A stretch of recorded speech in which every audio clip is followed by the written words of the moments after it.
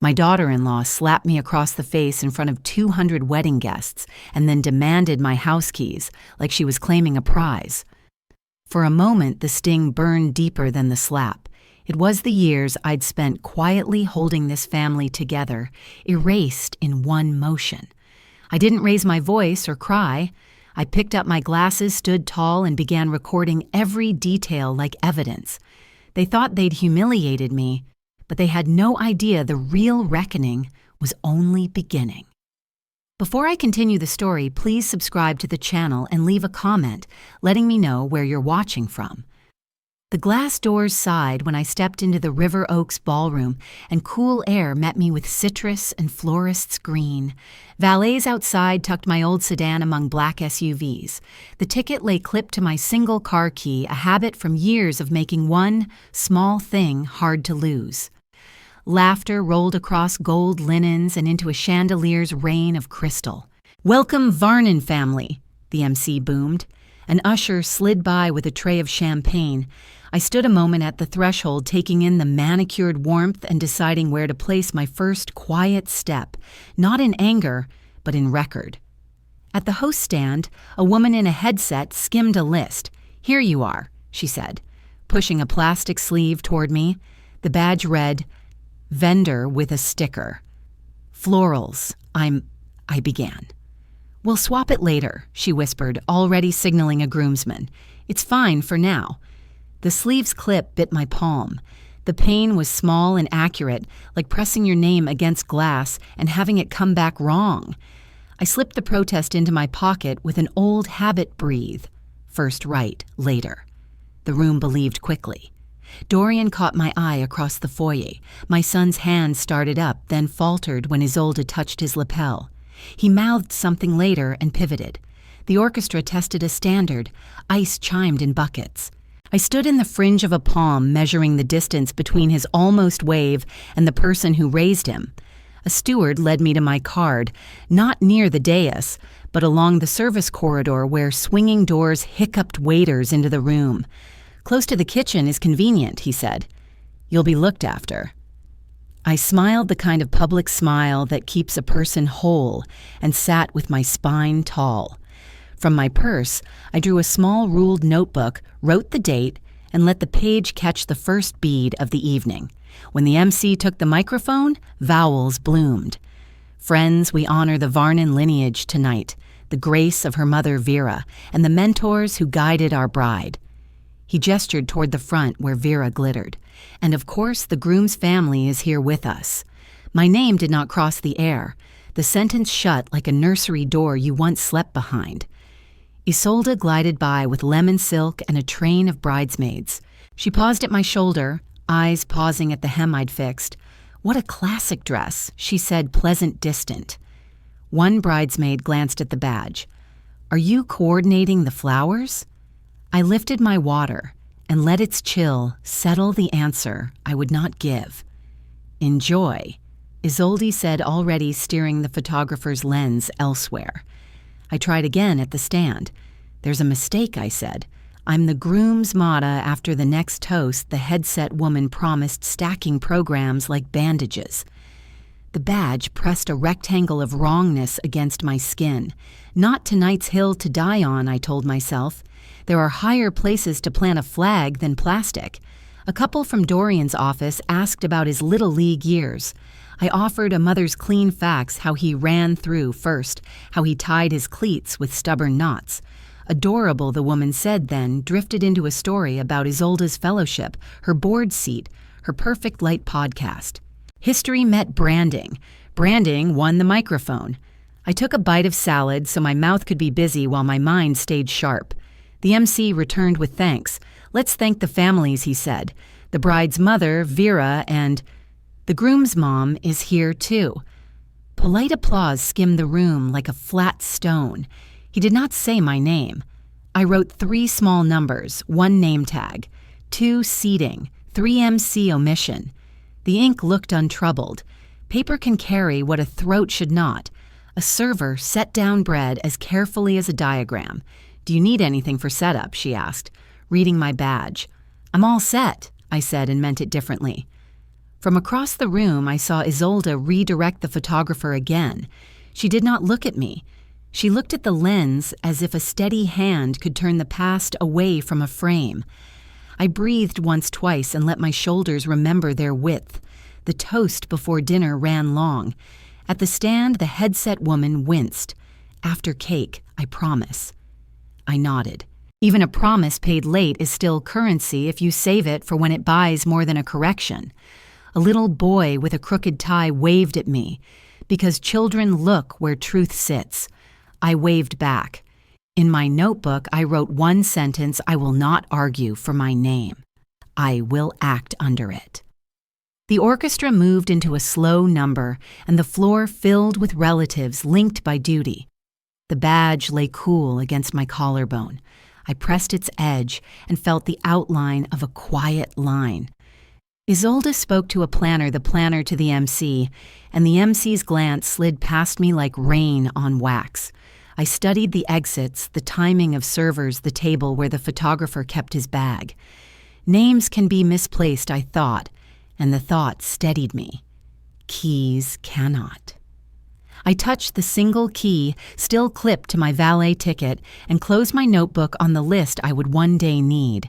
I lifted my glass not to toast, but to steady my hand. The chandelier tossed coins of light across the table, one catching in my wrist like a reminder. I smoothed the badge's corner until the plastic took my warmth. A planner swept by, murmuring places. I stayed seated and let the room turn on its hinges. Names may be misplaced, cameras may be steered. No one decides who keeps my keys without meeting my eyes. The bride leans in as if to embrace me, but the angle of her body performs for the tables, not for me. After the cake, you'll hand me your apartment keys, right? Her smile is sugar, set in porcelain. A few heads turn. I set my flute down on the linen and straighten my seating card. I make room on the table for words I refuse to waste. I do not answer. The band shifts into a soft standard. I map the room the way nurses map a night shift, exits, interruptions, blind corners.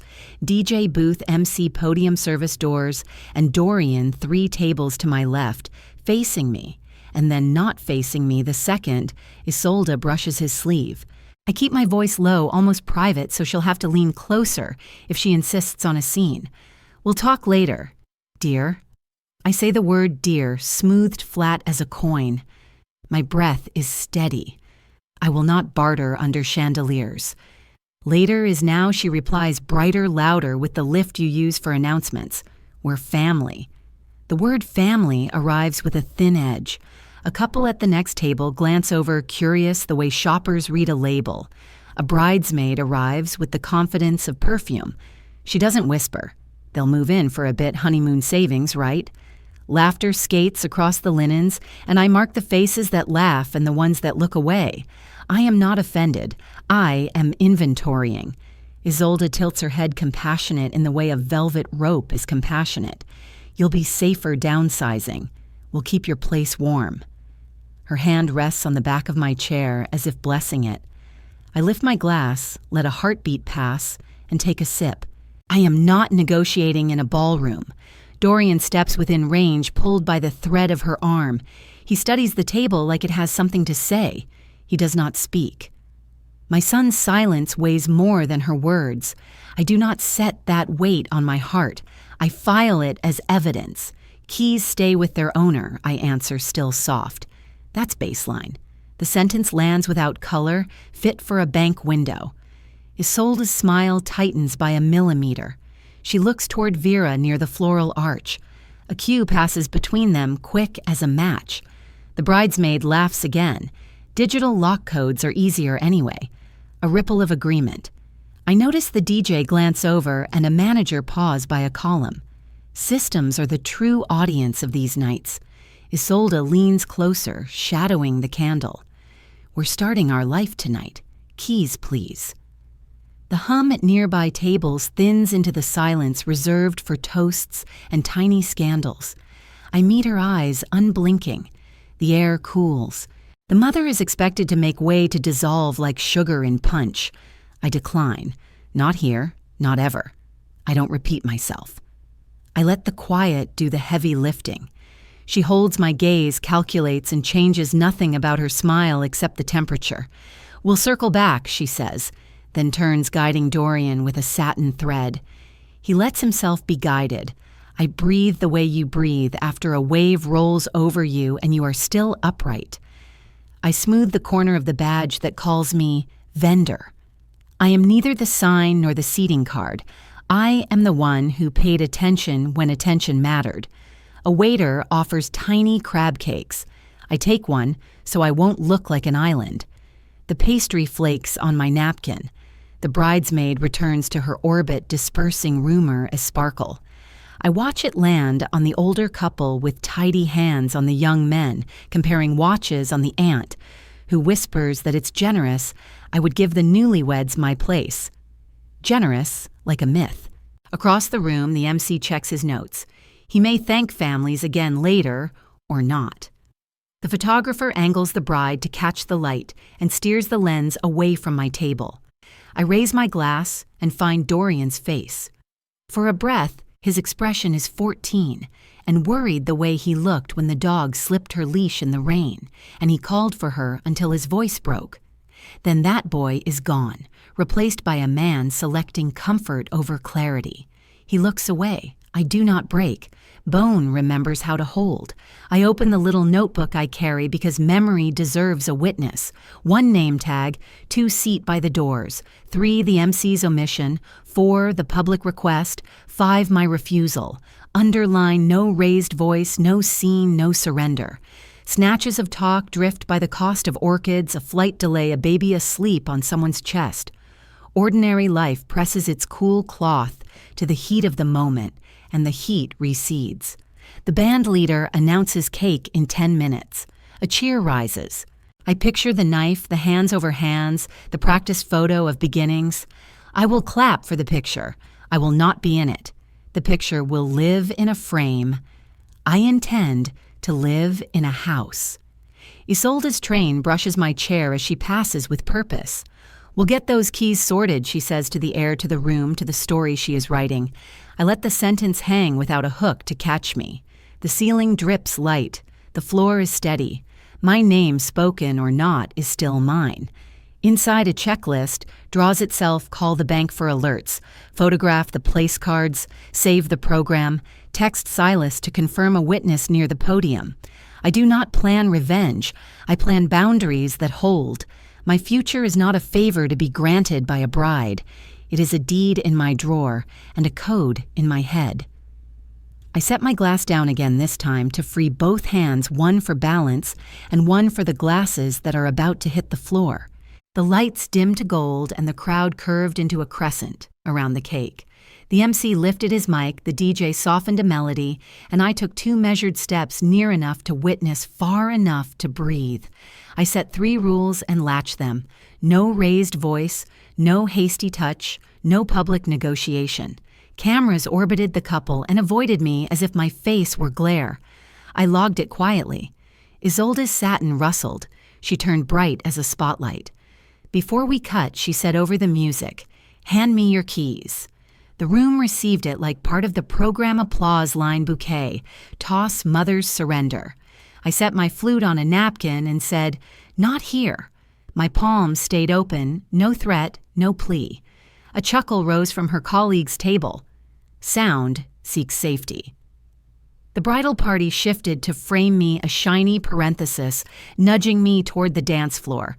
Dorian stood at the hinge, eyes flicking from his wife to me and back. The DJ drew the volume down. The venue manager floated nearer, pretending to fuss with a lamp. I tasted vanilla and the faint bite of champagne. Notes, names, angles. This is how a woman my age survives a room that forgets she has teeth. It's not safe for you to live alone tonight. We fixed that, Isolde said, smile lacquered. I met it with a slower one. My safety isn't a group project. A bridesmaid breathed into her ear, too loud to be private, too soft to be clear, and the mask shifted a millimeter.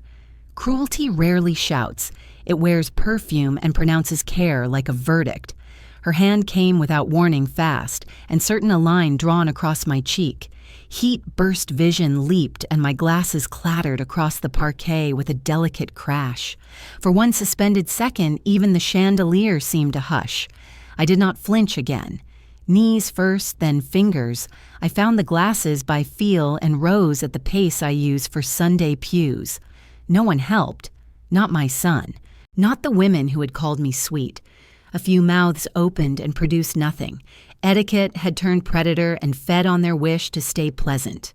I let the taste of copper cool into frost, posture over protest, breath before speech. The rules held. The manager's eyes met mine. No pity, no theater, just that flat professional gravity that says I saw that. It was a thread, not a rope, but it held. The DJ's hand hovered over the fader, awaiting a cue from a world that now had two versions of the same event. I straightened the bent arm of my glasses, scratched, not shattered. Scratches I can live with. Isolde smoothed the front of her gown with the same palm that had met my face, as if repairing a wrinkle she hadn't caused. Phones disappeared, how considerate to have missed the only honest moment of the evening. Someone coughed. Someone else said, "Let's keep it happy," which is code for be quiet older woman. I cataloged faces rather than names. Patterns last longer than people. "Do not touch me again," I said. Even level a plumb line dropped through water. The sentence hung. The MC blinked. The manager stopped pretending to adjust the lamp. Dorian looked at the floor, his silence now a brick in a wall he didn't know he was building. From my clutch, I drew the backup pair of glasses, the practical kind a woman buys when life flips a table. They sat a fraction crooked, good enough to read contracts and see faces without illusions. I took 3 steps back to the edge of the crowd, not retreat. Reposition. My cheek ached in pulses that matched the beat. The cake knife glinted on its velvet pillow. Nights have hinges. This one had just turned. Dorian moved then, but only to take the knife when the MC offered it. His hand and Isolde's wrapped the same handle. They smiled on cue. The photographer called for laughter and got it. I let the flash paint me pale. Surfaces pushed light away from corners. I learned long ago to carry my own. I studied the room like an audit. The manager's station, the service door, the DJ's power strip, the podium, the corridor to the restrooms. Access points, egress points, witnesses. My cheek cooled by degrees. When an animal is struck, it bites or runs. When a woman like me is struck, she writes a list. I slid the small notebook from my clutch. Paper with the quiet tooth of good linen. 1 name tag, 2 seating, 3 MC omission, 4 the public ask, 5 the slap. I added a 6th and underlined it twice, seen by staff. The list steadied my hand better than the flute had. I returned the notebook and lifted my chin the exact degree required to be photographed as stubborn rather than broken. They cut the cake. I clapped twice softly as if dessert could sweeten shame out of a room. Frosting kissed plates. Forks sang. Isolde fed Dorian a perfect bite. He fed her one smaller. The crowd murmured approval. My face had stopped burning. Inside, a cooler fire took its place. I left the circle without asking permission, the path parting the way it does for the person no one expects to return.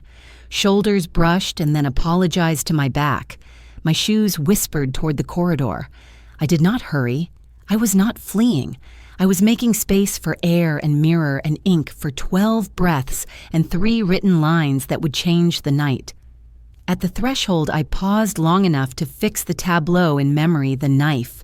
The smiles, the manager's still face, the DJ's patient hand, my son's eyes on the cake instead of on me. Fine. Let them keep their picture. I would keep my records and my keys. The restroom was colder than the ballroom, the kind of light that spares nothing. I turned the latch, touched my cheek, and watched the reddening bloom without flattery. My emergency glasses sat a hair crooked, good enough to read. I lined my things along the counter keys, phone pen, the slim notebook that fits any clutch. No speeches here, only inventory. I breathed in to 4, held for 4, exhaled for 6. Again and again until 12 repetitions drew a quiet line through the noise. With each breath, I named a boundary not allowed but as beads on string voice: body, home, money. By the 8th cycle, the tremor left my hands. By the 12th, my shoulders squared. The woman in the mirror looked like someone who signs, not someone who pleads. I opened the notebook and wrote 3 lines in my neatest hand. Guarantee confirm who carries tonight's bill. Transfers halt the payments I set up for Dorian, and lately for Isolde's ideas that arrive like utilities. Addendum, no key transfer, no temporary stay, no exceptions that spread and never end. I underlined owner retains keys and put a dot in the margin. Lipstick not to hide but to define edges the slap had blurred. A press of powder to take down shine. I repinned a strand of hair and tugged my jacket flat. I was not dressing a wound. I was dressing an argument I had no intention of making out loud. My phone lit 68% battery. I slid on Do Not Disturb but allowed calls from unknown numbers. Manager's phone from switchboards. Systems speak plainly when people won't speak. A bank text pinged a fraud alert I hadn't opened. An email from the venue posted a schedule change. A calendar block I did not make appeared for next week labeled Move-In Prep, which was either wishful thinking or a confession typed by someone careless. The restroom attendant noticed the angle of my glasses and the heat in my cheek. She brought a paper cup of ice without questions. She set it by my hand and said, "Happens like weather." I thanked her by name and placed a bill in the jar. Pity makes strangers look down. Respect lets them look you in the eye. She met mine, then turned away. The room steadied for the small civility. I mapped the building the way I used to map client site's manager's office behind the service corridor. DJ booth with line of sight to the floor, podium mic routed through a manager switch. Order assembled documents, first manager second, sound last if sense failed. I checked the hinge on my clutch and the click of my pen once. Tools ready then, people. No public negotiation with family my rule as the water ran in the next stall. I had spent years arguing motherhood into rooms that noticed me only when their carpool needed a driver. Tonight I would not prove I am a mother. I would prove I am an owner. Owners sign, owners cancel, owners decide who carries keys. The vendor badge they gave me I unpinned and fixed inside the clutch. Let their error stop working. I brushed a sugar fleck from my sleeve and thought not for the first time that details win where volume does not. If they needed noise, they could make their own. I reread the 3 lines: guarantee, transfers, addendum. I wrote the manager's name under them with a small square to check. I added a second square for a copy of the contract. Venues copy everything.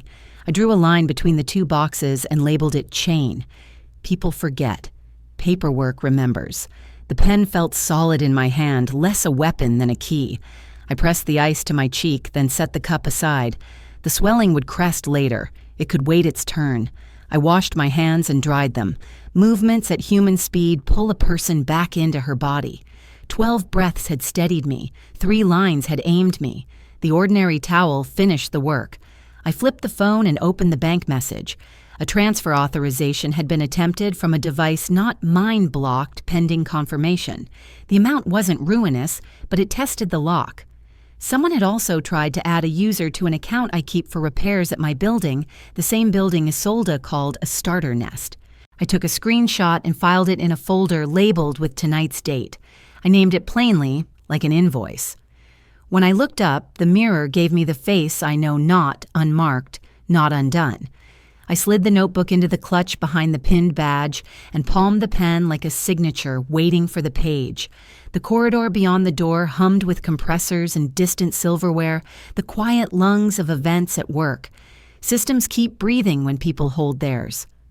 My hand rested on the handle. I thought of Dorian's eyes slipping past me, of Isolde's voice, tuned to carry of the way a room can vote with its silence. I also thought of mortgages paid on time, a locksmith's number in my phone, the deed in my safe and spare glasses that make lines crisp. My life is always balanced on paper more than on applause. I opened the door. Cool air from the service hall touched my wrist where the bracelet sits that my husband gave me before his long illness. I don't wear it for memory as much as for weight. Metal holds shape when pushed. So do I. I lift my chin and went on. Down the corridor, the DJ's track reset the tempo of the night. Somewhere a manager's radio crackled. I straightened the notebook so the 3 lines wouldn't bend and stepped into the current. I didn't rehearse what I would say. I had already written it. The service corridor breathed like the building's quiet lung compressors, thudding trays, clattering a ribbon of cold air along painted cinder block. I left the restroom and folded into its rhythm phone, warm in my palm pen tucked behind my ear. A cart of flutes chimed past. The night was no longer a party. It was a checklist. I opened the starred alert. Transfer attempt, flagged it, red pattern, matched to repeating vendor description. Destination and account tied to Isolda's LLC. The note field mirrored earlier deposits, only now it was wedding night. Cold moved through me, alignment, not fear. Facts hold still if you handle them by the edges. Procedure steadied my hands. Screenshot. Saved to a folder labeled paper trails. The phone stamped the time. I forwarded the image to myself and to Silas, subject pattern wedding night. No adjectives, no outrage. 2 words in the body, freeze audit. I wrote the same under transfers in my notebook. The corridor bent towards sound.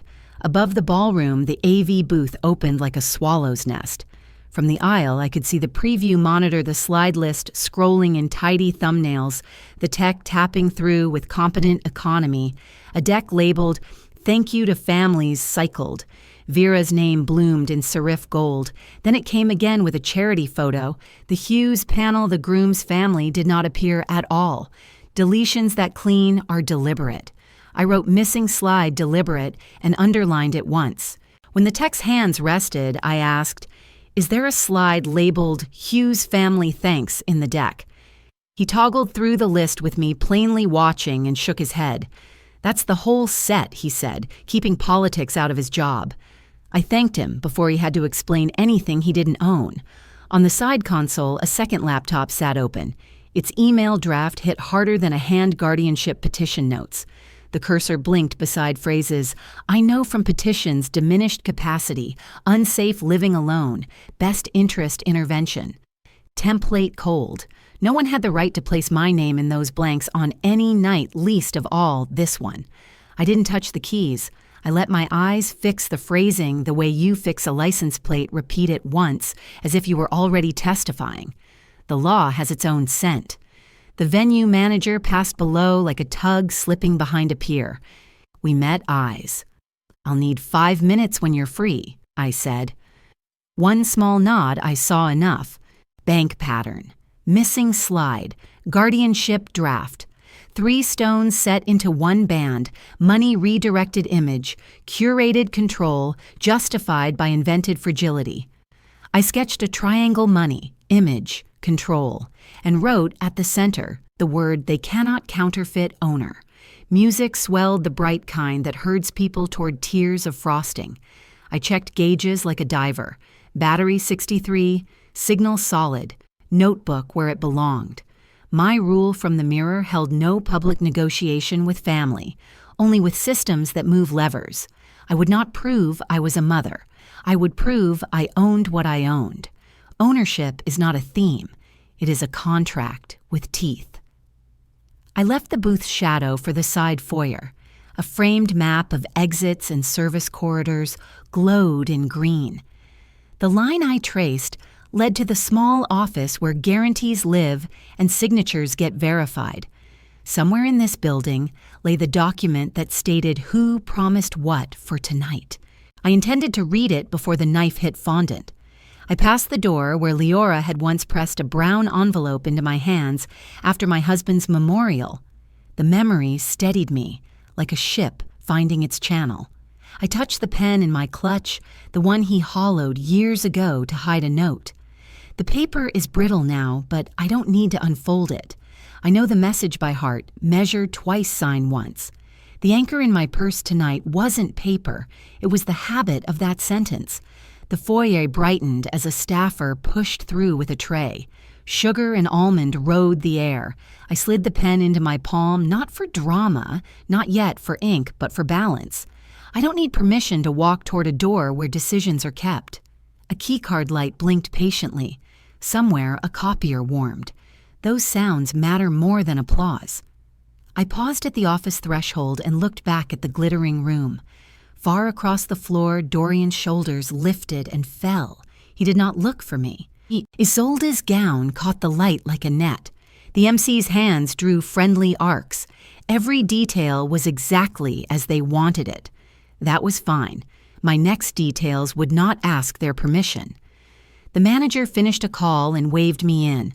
The glass reflected me at a slight angle, a woman with crooked spare glasses and a straight spine. I breathed once, not to calm down, but to align words with Fields. "May I see the guarantee for this event?" I said, "and the record of who is listed as financially responsible." My voice was courteous and clear. "Paper lives here, so will the truth of tonight." He set a slim binder on the desk and unlocked a drawer for the signed copy. The protocol sheet lay beneath contacts, billing, cadence, guarantee name. He flattened the pages the way people do when they want facts to speak. I kept my hands at my sides and read, "Names matter. Dates matter. So do amounts." I did not hunt for apology in ink. I looked only for the line that ties promise to pay.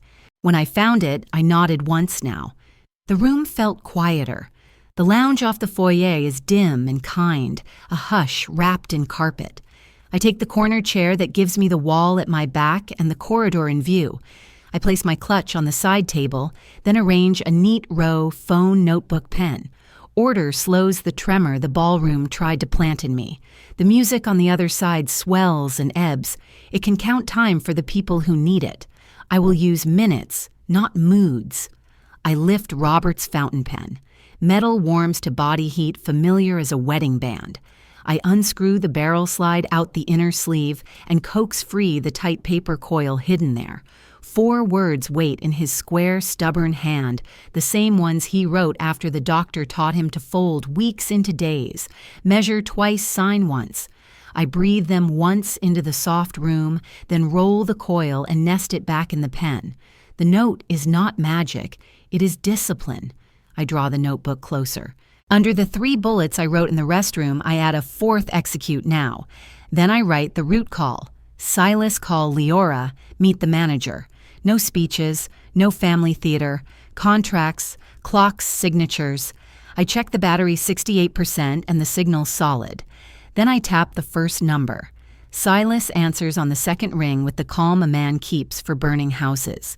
I state facts: an unauthorized transfer attempt tied to Isolde's LLC matched wording to a prior vendor line timestamp at 7:26 p.m.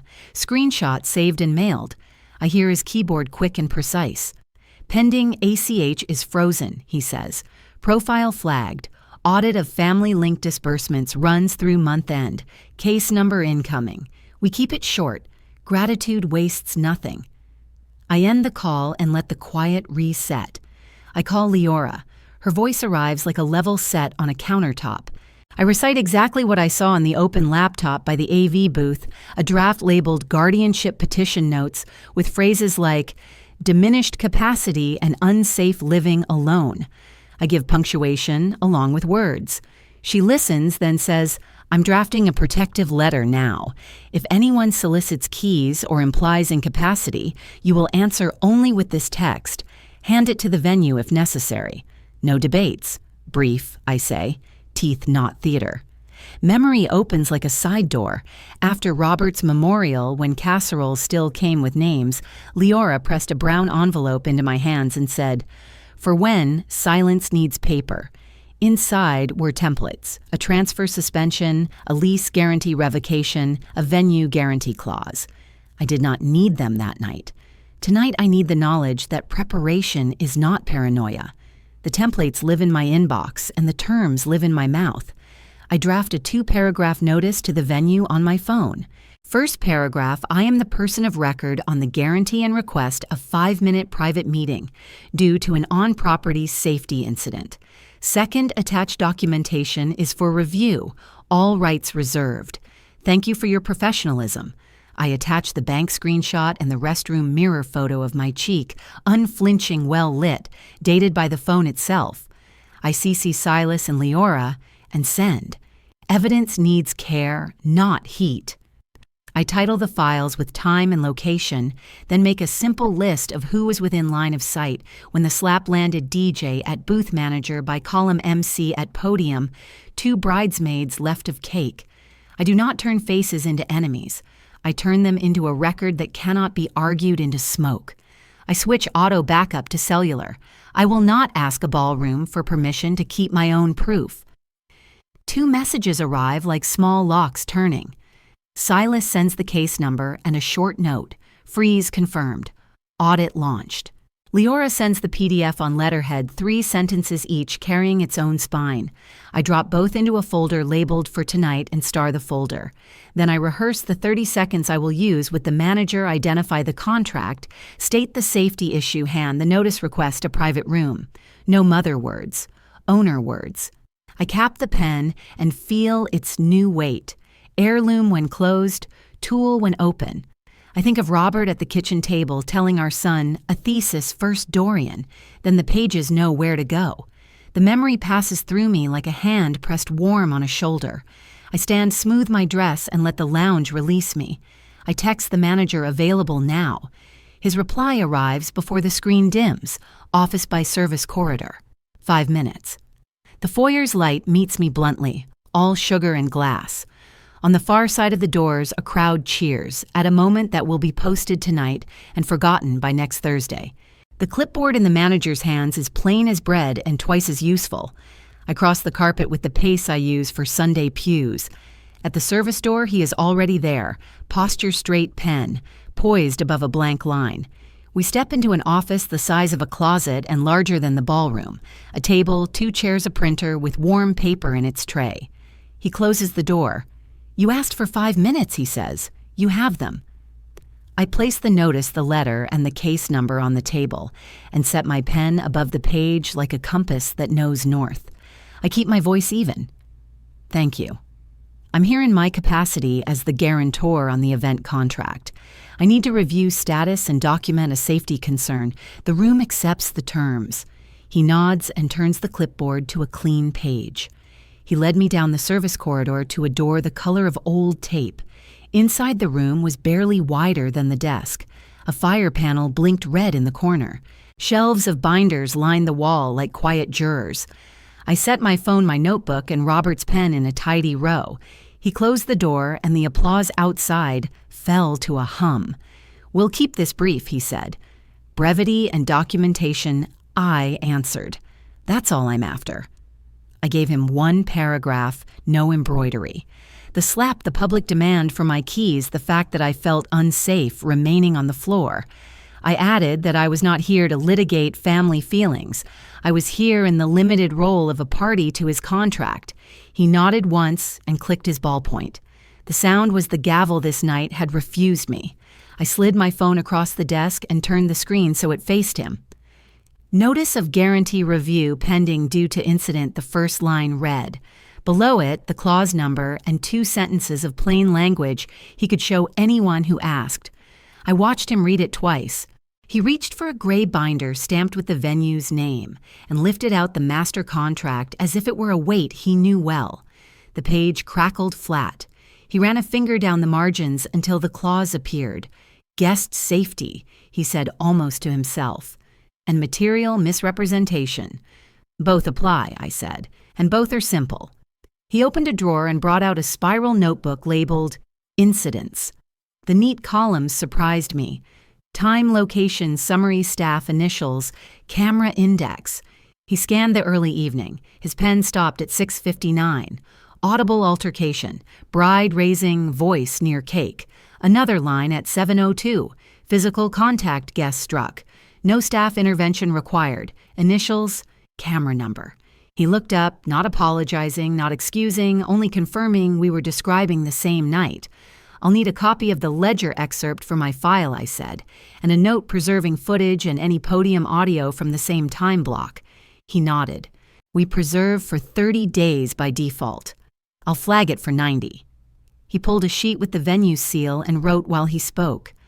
"You're also asking to suspend your guarantee pending review." He glanced at the clause. "We can mark services as conditional until an alternate guarantee is posted." "Neutral language, please," I said. "Administrative pause if needed. No mention of family." "That's our practice," he said. He slid the paper to me. "Signature acknowledging request and receipt. I'll countersign and stamp." Robert's pen left a clean, deliberate line. The nib whispered across the paper like someone smoothing a dress shirt before church. He stamped below my name ink dark and final. I lifted my phone and took a photograph.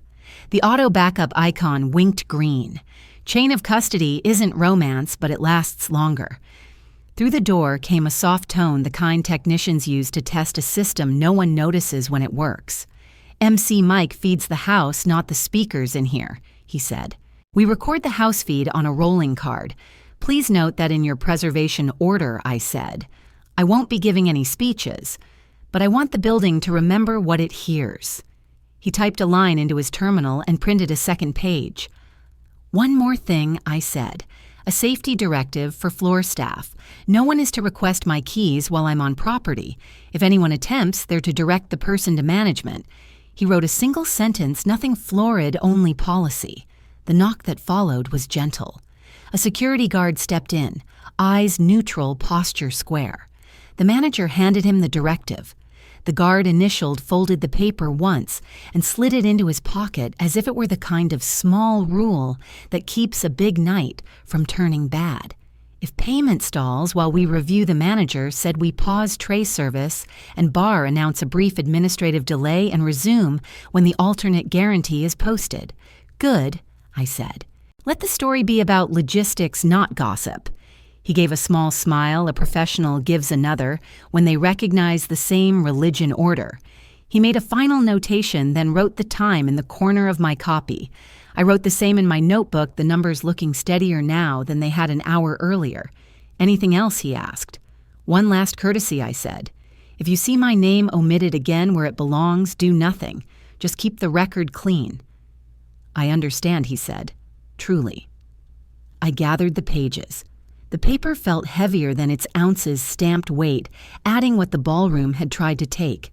I capped the pen and set it carefully in my clutch. Outside, the music swelled the cue, "Everyone trusts." He opened the door. The corridor air carried coffee frosting and the metallic calm of machines that never emote. The guard nodded once and returned to his post. I stepped out with my copies and order notice ledger excerpt preservation directive. Signatures are the quiet kind of applause, and I had enough of them. As I passed the threshold, a small thought arrived the way good advice does without volume. If the room insists I be invisible, I will let the paper shine. Names can be omitted from a slideshow. Ink resists erasure. I walked toward the glow at the corridor's end. Somewhere beyond it, a knife was being lifted, and a count was beginning. 1, 2. And then, if policy required, the pause that tells a crowd nothing and everything all at once. I stepped from the corridor into velvet brightness, a swimmer, breaking surface. Sound wraps the ballroom forks, glasses, laughter that does not require facts. Chandeliers hold their small suns. I keep to the edge and feel the clipboard corner press my clutch, a steady metronome. Smiles pass over me like light on water. Good. When they expect nothing, paper can do its work. At the head table, the MC lifts the cake knife and begins the crowd-calming count. 3, 2. Air gathers behind it like water behind a lock. The manager crosses the far aisle, hand raised. The DJ sees him as if they practiced it. Music thins to bare beats and stops between heartbeats. Silence arrives, not as peace, but as paper. "Please pause," the DJ says into the house mic. "Brief service review. No theater. Servers halt mid-flight, a ballet of plates frozen in air. Champagne flutes hover above linen. Whispers rise steam under a lid. People lean toward each other, hungry for a story to spread butter on.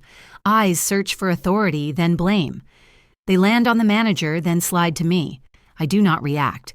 Stillness is sometimes the loudest thing in a room. My hand rests on the pen inside my clutch anchor, not weapon. If anyone wants a performance, they will get a rate sheet. The manager reaches me at the dance floor edge. Hold. Payment confirmation failed. As agreed, no question. He shows the tablet like a notary invoice. Paused red flag, beside the field that matters. I nod. Systems, not sentiment. We stay in our lanes. Across the room, Isolde's smile goes brittle and bright sugar seconds from burn. Dorian's glass taps his plate and asks a question he refuses to hear. Vera stands halfway, then sits, remembering that cameras love poise. A guest near me whispers, "What's happening?" the way people ask the time with a clock above them. Isolde does not like vacuums. She comes fast dress, whispering, voice pitched, to reach the tables. "Then give me the keys," she says, bright as a toast. "We'll settle the rest later." Lines like that sound reasonable until they touch a lock. I let the stillness that replaced the music widen between us. Chairs creak. Someone coughs. No, I say not a speech, a shape. I keep the word small so every ear must carry it. She blinks human for a beat, then remembers her audience. We're family, she tries, as if pronouncing blood could notarize transfer. I do not repeat myself. Repetition is how you ask permission from takers. She leans closer. Perfume and buttercream arrive first. "This is embarrassing," she hisses. "Then stop," I answer, voice, as even as a warranty explanation. I turn a quarter inch toward the manager, toward the channel that matters. "Please proceed." 2 fingers rise. Neutral music returns, the kind you can cut with a butter knife. Servers resume their routes like a flock after a gust. Cake lands without clatter. Conversations restart in the whisper register, used for churches and airports. Applause does not return. Applause belongs to certainty. The room has run out. I stand a breath longer and let the habit of smoothing other people's messes pass through me like weather. My cheek has cooled to a steady warmth, the temperature a hand leaves behind. I picture the house recorder catching the DJ's simple sentence, the one that changed the room more cleanly than any confrontation. I picture the incident ledger waiting under a neat clip. Dorian looks at the floor, then at his new wife, then at me. If he said my name just then, I might have placed a hand on a chair. He doesn't. He nods at nothing, its own kind of prayer, and takes a bite of cake so small it will not make a memory. I keep the moment flat the way you keep documents flat so they can be read later without ripples. A young server offers me a plate he did not mean to bring. Training pulls him into hospitality's orbit. "Ma'am," he says, unsure which script applies. "Thank you," I tell him, and mean it for more than sugar. He retreats the way new hires leave the eye of a storm. I leave the fork untouched, its tines catching light like a row of signatures. Isolde turns to the photographer, slicing the air with her hands into rectangles that exclude me. The photographer nods with the heaviness of someone paid to trim history. One frame, then another, women tilting toward one another, men pretending their suits fit. I see the picture they are making and the pieces they push just outside the frame. The manager circles again, scanning exits, capacity, staff, posture. He does not need me. The system is doing what we asked it to do. He lifts the tablet at a distance, a silent question. "All right," I answer with a small nod. It feels less like victory than alignment. Some nights you win, some nights you stay exact. Exactness saves you later.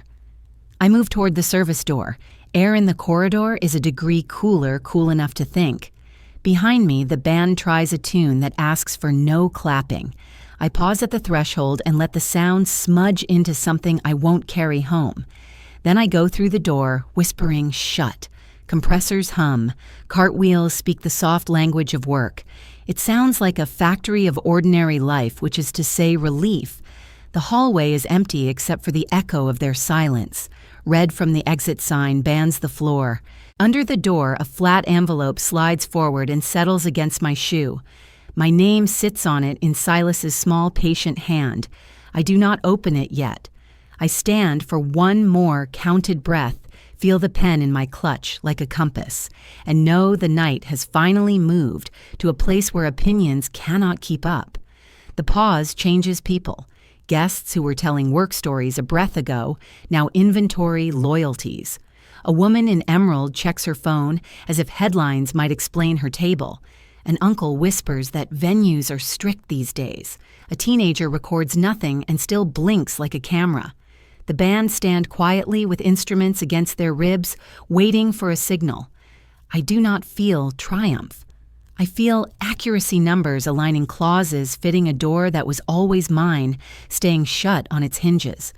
Robert once said dignity is patience tied to a fact. The fact tonight is simple ownership is not a mood. Keys are not favors. Safety is not up for a vote.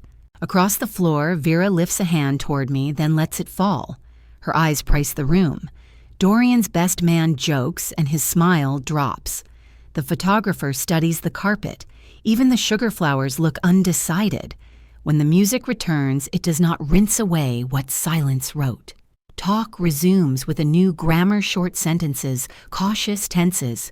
People avoid absolutes and avoid my eyes. Good. I did not come for reconciliation. I came because it was correct to show up and more correct to leave with my name untraded. The room learns new sum. The service door thudded shut behind me, leaving a hush that felt earned. An envelope slid under the seam and bumped my shoe. Craft paper thick. Silas's initials were a quick checkmark on the tab. I picked it up like a baton passed mid-race. Inside transfer suspensions, already countersigned a narrow cease and desist regarding any demand for my keys and a template revoking my lease guarantee if needed. I read for signatures, not sentiment. All present. All dated tonight. Footsteps tapped toward me.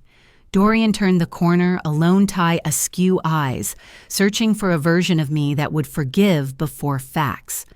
"Mom," he began, then corrected himself like a man trying on a stranger's coat. "Marjorie." The name landed between us like a wedge. I kept the envelope in my left hand and my fountain pen in my right. He glanced at the pen at the door, anywhere but my cheek. "You seemed shaken," he said. Voice pitched low, salesman soft. From his jacket, he produced a single sheet. "Temporary authorization, just for a few days. I'll keep the keys safe while you settle." The phrasing had a practiced shine. Concern repackaged as control. I let silence breathe until his script began to hear itself. Then I handed him Silas's letters. "Read the second paragraph." He scanned color draining in stages. Effective immediately, it said no request for keys, on or off venue property. All further contact regarding residents or assets must proceed through counsel. He reached the end where the venue seal stared back like a witness with a perfect memory. Isolde arrived in a gust of perfume and grievance. "She's unstable," she announced to the corridor's paint, the ceiling, the universe, any surface that could reflect her alibi. The venue manager stepped to my shoulder, a measured presence. A security guard paused at the threshold, hands clasped, eyes steady. I had asked for quiet, not theater. The building obliged. "Do you wish to add a brief statement to your file?" the manager asked. His voice was like a ledger line. I kept mine the same.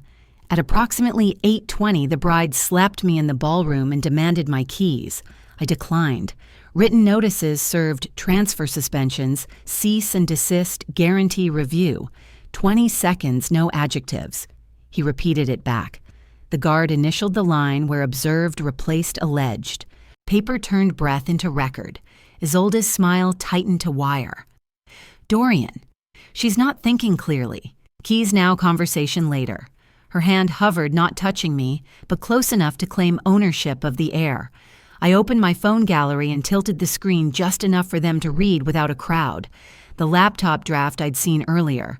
Guardianship petition notes, the cursor blinking beside diminished capacity.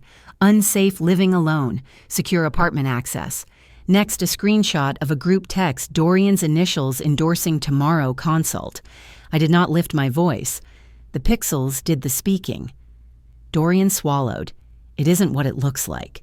It looks like a plan, I said, and it reads like one. I slid the phone back into my clutch and let the corridor go quiet around the fact of it. If you want a conversation, I continued, it begins with an apology for the slap and ends with you never asking for my keys again. I nodded toward the papers in his hand. Or we proceed with counsel only. Choice is a kind of mercy. Tonight I offered the smallest kind. The manager cleared his throat, the sound of policy taking shape. For the record, he said documents have been served. Security is briefed regarding any further key requests on property. The guard initialed another line, then opened a side door that led toward valet. Cool air moved in, smelling faintly of cut grass and exhaust and relief. Dorian's pen scratched a shaky signature across a receipt page. He did not look at me when he handed it back. Isolde whispered unbelievable, but the word had nowhere to land. It slid down the cinder block and disappeared into the mop sink. We walked as far as the door would carry our separate futures. The manager nodded a professional goodbye. The guard folded the copy and tucked it into his breast pocket with the care of a man who respects paper more than gossip. Outside, Houston's night rested warm on my face like a hand that meant comfort and nothing else. My old sedan pulled forward, paint modest under valet lights. I capped the fountain pen. The barrel held my husband's 4 words like a pulse, own what you built. The phrase didn't make the night softer. It made it legible. My phone buzzed. Leora's subject line flashed. Next steps, petition, defense, plus civil. I opened the message and skimmed while the valet settled the receipt on his clip. She outlined filings, timelines, the precise language that would turn tonight's fragments into a shape the court would understand. The path ahead was not peace, but it was clear. I slid behind the wheel and placed the envelope on the passenger seat, buckled in like a passenger who happened to be paper and ink. Through the windshield, the ballroom's windows glowed a staged amber. Behind them, forks had found plates again. Music had found its tempo. But applause and truth do not serve the same master. I eased onto the drive indicator, ticking like a metronome. The city's lights arranged themselves into lines like paragraphs just before a signature. At the corner, I stopped. No one behind me honked.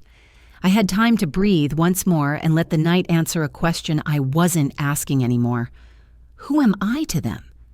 Not erasure, not capacity to be managed. I am the owner of my name, my home, my quiet, and my keys. The light turned green. I went. The lights along Kirby stitched themselves into calm sentences as I drove, turn signal ticking like a metronome I could finally keep. I stayed in the right lane, unhurried, the city rinsed in sodium gold. Beside me, the craft envelope rested on the passenger seat, seat-belted under my coat, the way you steady a child on a sharp curve. I didn't speak. The night had heard enough voices. Silence trimmed the day, down to its verbs: drove, signed, refused, kept. At the curb, the condo's canopy breathed cool air over my hood. I handed the valet stub back to myself, a small ritual of self-possession, and carried the envelope like a book worth rereading. Inside, the concierge lifted 2 fingers in a quiet salute. No questions. That kind of ordinary kindness holds bones together. In the elevator mirror, I saw a woman with a faint bloom on one cheek, cake dust on a sleeve, and law in her clutch. Floor 8 chimed. The hallway smelled faintly of lemons and last week's. I set the envelope on my desk blotter and powered the lamp. Robert's pen lay where I had left it this morning, dark and patient. The laptop woke with the small, obedient sigh of a machine that doesn't need an audience. My inbox had already begun to sort the night. First, email bank operations. Automatic transfers suspended per client instruction, effective immediately. The timestamp matched the ballroom pause down to the minute. Second, card issuers. Third-party payments halted. Watch list flag applied. Next came Silas's forward, the landlord's counter-signature on the guarantee termination. The PDF wore its dates like good jewelry, nothing flashy, nothing loose. 30 days of orderly when-down, no future obligations, and a thank you line that was polite without revisionist history. I printed, initialed, stacked. The printer's hum settled my breathing. Paper makes a room sturdier. It frames the air. A soft ping, the venue manager's packet, incident log excerpt, camera index notation that the podium microphone routes to a recorder, saved hourly. The seal sat blue in the corner like a small square moon. I saved 2 copies, one to a hidden folder, one to the encrypted stick in the drawer where I keep spare batteries and a roll of stamps. A sticky note on the monitor reminded me of something my father said when I was 19 and too quick to explain myself paper remembers. I called Leora on speaker. We kept it short and clean.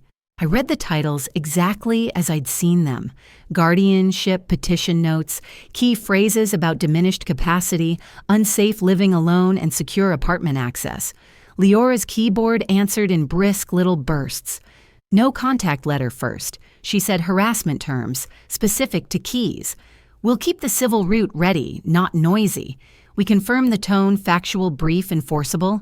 I repeated the dates and times. She repeated them back. We smiled.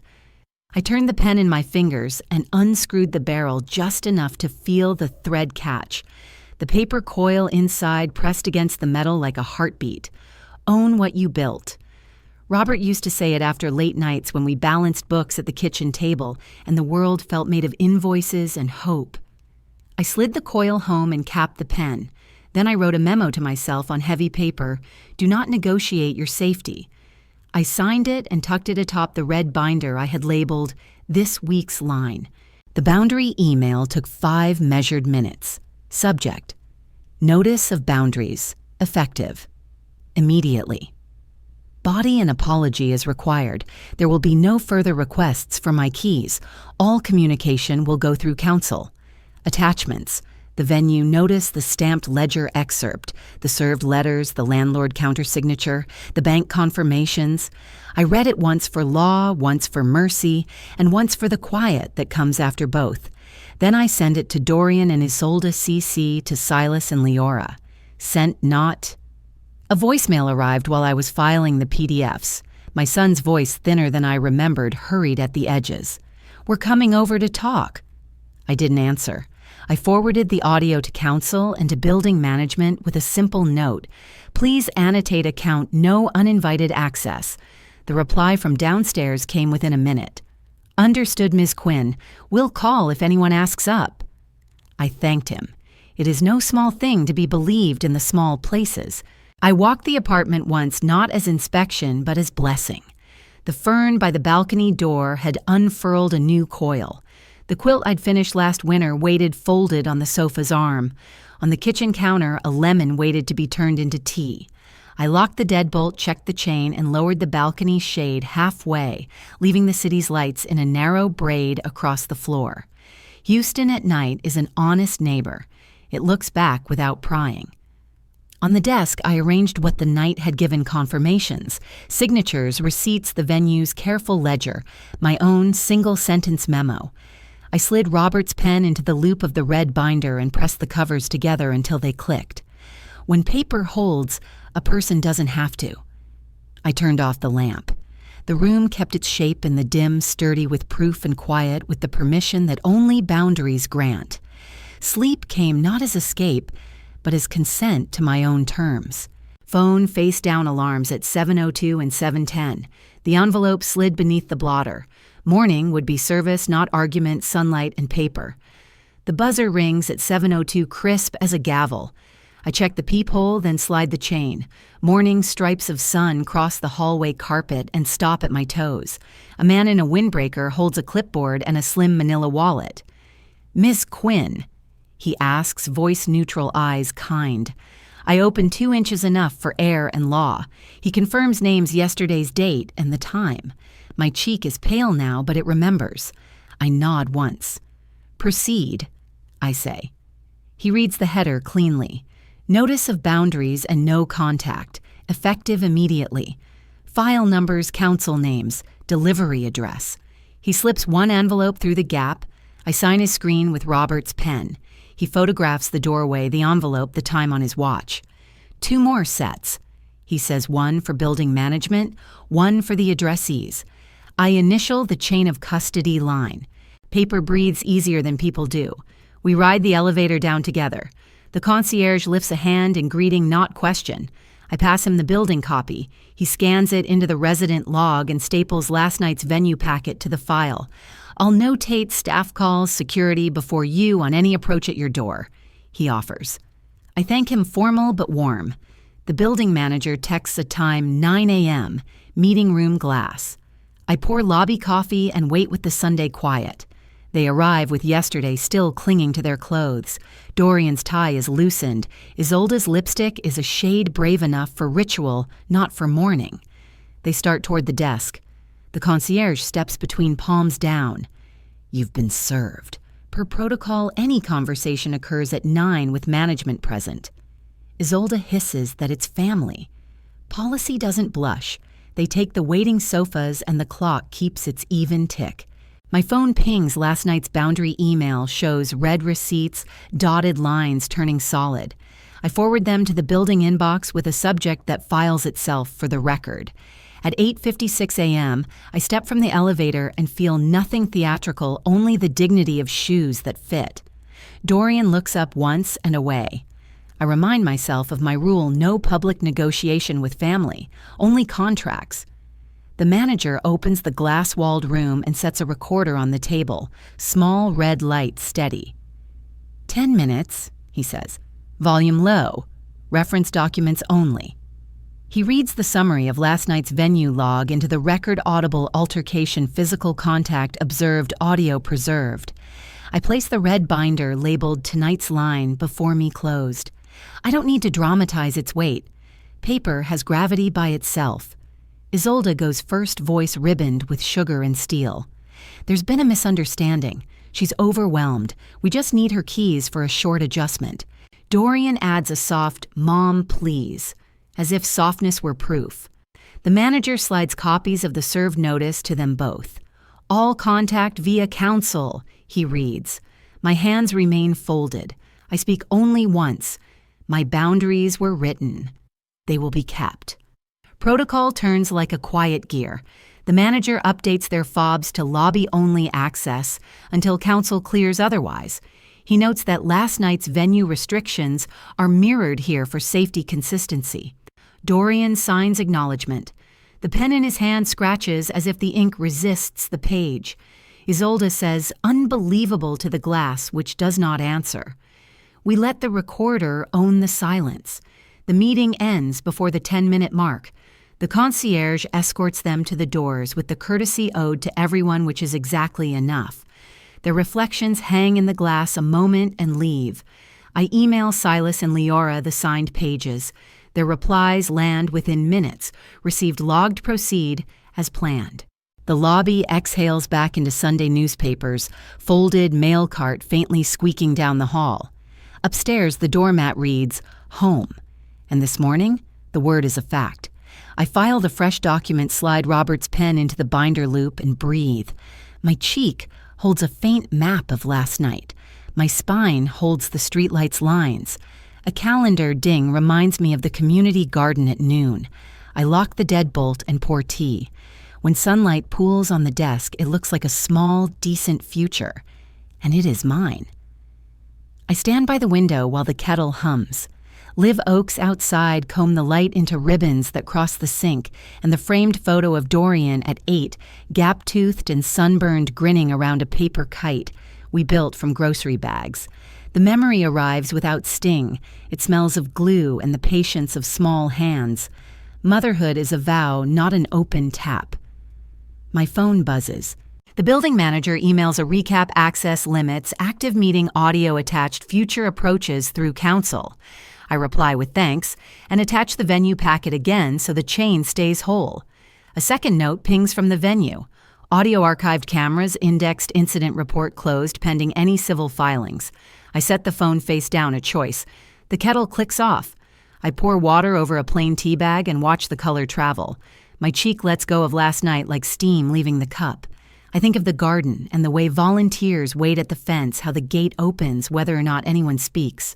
Respect is a hinge. It turns a space into a welcome. I add a line to my notebook. Today, plant not explain. Inside the apartment holds what it should. One set of keys, a red binder, a pen that writes, like it means the line, and a woman who will keep it. The kettle hums on. The garden gate creaked like an old friend clearing its throat. Noon heat lifted from the beds in gentle waves, and hoses arced silvery threads across the rosemary. I carried seed packets in a brown paper bag and the red binder under my arm. Josephine from the committee looked up from a row of tomatoes and said my name the way you say it when you mean respect, not rescue. We didn't hug. We knelt. I pressed my fingers into the soil until I felt its coolness bite. Rosemary, I told her, opening a packet. For memory, for protection, for clarity. She smiled and pinched off a sprig as if to bless the idea. The earth took each seed without argument. Sun on my shoulders, hat brim low, I listened to the ordinary noises, bees gossiping a truck, down on Kirby, someone laughing about cucumbers that grew in the shape of questions. We worked without hurry. People greeted me by name and then returned to their rows. A volunteer mentioned a clip and added, "You handled it."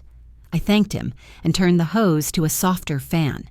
Cool spray freckled my forearms. The sting in my cheek waned. The day organized itself into tasks that didn't ask for an audience.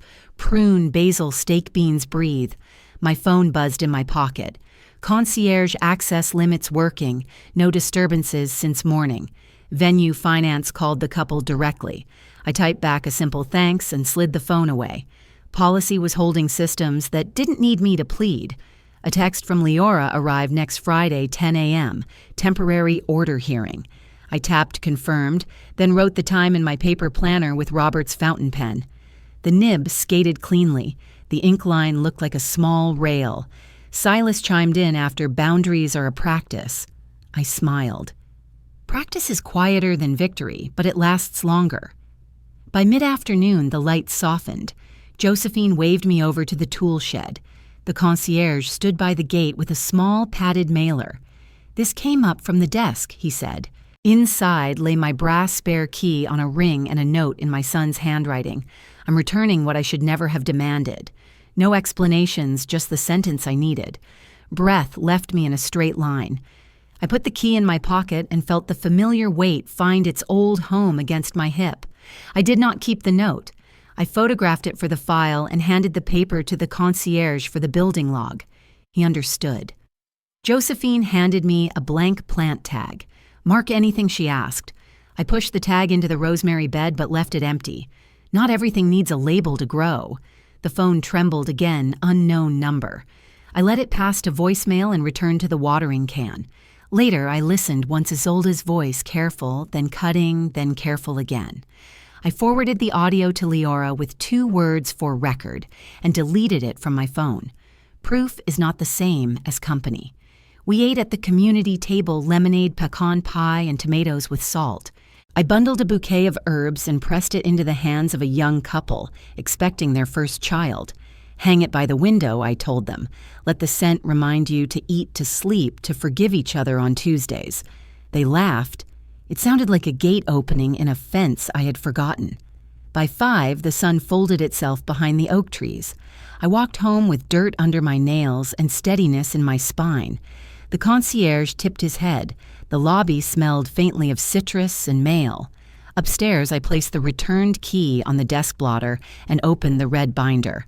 I filed the photo of Dorian's note beside the morning acknowledgments in the venue packet, then wrote a single line in Robert's old ledger, kept dignity, home community, released argument spectacle. I hung a small wind chime by the door, a low, certain tone. Josephine texted, "See you Wednesday, same time." I replied. Looking forward, the apartment settled around me. I set a pot of water to boil and crushed rosemary between my fingers until its scent filled the kitchen, a sturdy promise in green. Dusk deepened into an evening that didn't need music. I walked the rooms with the pen in my pocket, touching frames, chair backs, the cool balcony glass. I checked the deadbolt out of habit. The city hummed below, indifferent and comforting. I took the key from the blotter and slid it onto the hook where it had always belonged. The hook gave a small, satisfied click. I didn't pray. I thanked what had held the manager's ledger, the building's protocols, the friends who kept their sentences short, and their promises kept the rosemary, the pen the quiet. In the bedroom mirror, the redness on my cheek had faded. I turned off the lamp and let the window keep the last line of light. Behind me, the wind chime spoke once and then kept its counsel. The garden will need watering on Wednesday. The court will need forms, and the morning will give them. People will try to call things by names that suit them. I will tend what I keep and keep what I tend. I locked the door with the key that was always mine and set the rosemary by the window so it could look out with me. Sleep would come on its own terms as it should. Peace, too. Before dinner, I rinsed soil from my hands and set 2 plates, one for tonight, one for tomorrow's lunch, a small ritual that tells time to slow down, breathe and sit with me. Hush. As I close, here's what I learned. Boundaries are love with a backbone. You can be calm, courteous, and still say no. Paperwork, witnesses, and community are not cold. They're how everyday people stay safe. If someone calls control care, ask for contracts, not apologies. I chose dignity over spectacle, and sleep finally followed. What about you? Where have you had to keep your own keys, literal or not? Tell me what you do differently. If this story touched you, drop a 1 or tell me where you're watching from. If it missed the mark, say why I'm listening. For more true human stories, subscribe and stay with us. The next chapter might be yours. Thank you for a few minutes of your evening.